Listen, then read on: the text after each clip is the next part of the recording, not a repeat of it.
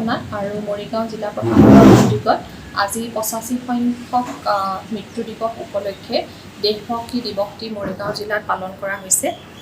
গতিকে এই উপলক্ষে আমাৰ যি ৰচনা প্ৰতিযোগিতা হৈছিলে তো ৰচনা প্ৰতিযোগিতাৰ প্ৰতিযোগীসকলক আমি ইয়াতে পুৰস্কাৰ বিতৰণ কৰিছোঁ আৰু লগতে নিৰ্দিষ্ট বক্তাৰ দ্বাৰা দেশভক্ত তৰুণৰাম ফুকনৰ জীৱনৰ ওপৰত আলোকপাত কৰা হৈছে আৰু এই কাৰ্যসূচী আমি জিলা প্ৰশাসনৰ তৰফৰ পৰা সফলভাৱে মৰিগাঁও জিলাত ৰূপায়ণ কৰিছোঁ।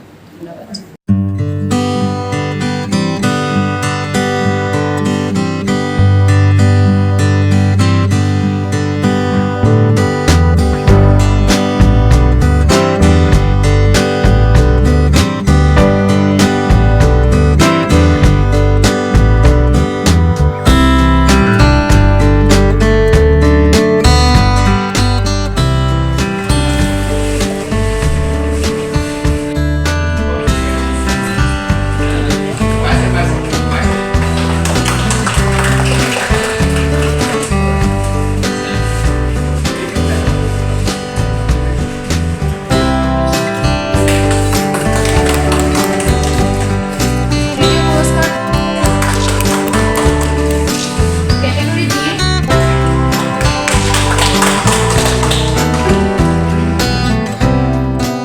Presidency কৰিবৰ তেওঁ FA পাছ কৰাৰ পিছত BEd নাম লগায় বেৰিষ্টাৰ মানে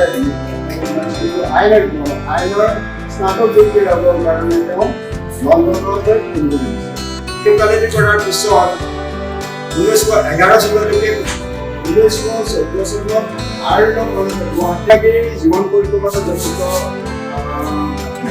অন্যায় সমাজ সেৱাৰ কামত আহিছে। তেওঁলোকে বেছিয়ে স্বাধীনতা সংগ্ৰাম ব্ৰিটিছ শাসনৰ পৰা মুক্ত কৰিবৰ কাৰণে ভাৰতৰ যেতিয়া স্বাধীনতা সংগ্ৰাম তেওঁলোকে স্বাধীনতা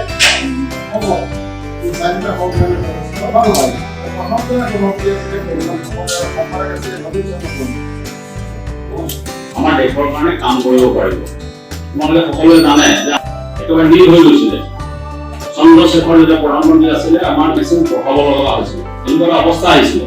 কিন্তু আমাৰ যিবিলাক নতুন প্ৰজন্ম মানে ভিতৰৰ পৰা এটা বিতৰ্ক হয়, ব্ৰেইন ড্ৰেইন বুলি যিটো কয়, যে ইয়াৰ পৰা গুচি গ'ল বাধ্যকৰ শ্ৰমৰ যোগেদি যি টকা পইচা আহৰণ কৰিলে ফৰেন এক্সচেঞ্জ হিচাপে আমাৰ ভাৰতলৈ আহিলে। ইকনমিকত কৰিলে যে সেই তাৰ মুখ্য মানে অংশটো এই যিবিলাক আমাৰ ইয়াৰ পৰা গৈ ব্যক্তিয়ে দেশক সহায় কৰিলে।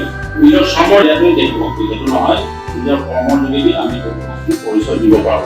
গতিকে এই ধৰণে আমাৰ ব্যক্তিক ইমান বিদূষণেৰে দূষিত কৰাৰ পিছত সেই ব্যক্তিগৰাকী কিমান গুণৰ অধিকাৰী হ'ব পাৰে সেইটো আমি গুৱাহাটীলৈ আহিছিলে। তেতিয়া তেখেতে ভৰলুমুখত যি বক্তৃতা দিছিলে সেই বক্তৃতাৰ সামৰণিত অসম